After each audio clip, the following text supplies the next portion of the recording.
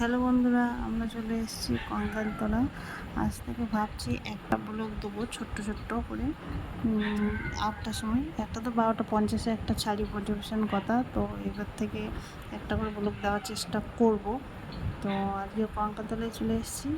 তো কঙ্কালতলার যে পুজো দিলাম, পুজো দিয়ে বিকালবেলায় এসেছি সন্ধ্যা হতে দেখবো বলে। তো পুজো দিয়ে বেরিয়ে চলে গেলাম কুণ্ডুতে। নৌকা, আমাদের এখানে নৌকা বিসর্জন করে, যে কাগজের নৌকোগুলো কিনতে পাওয়া যায়। আমার ছেলে মোমবাতি ধরাচ্ছে আর শলাকা দিচ্ছে, আমিও দেবো।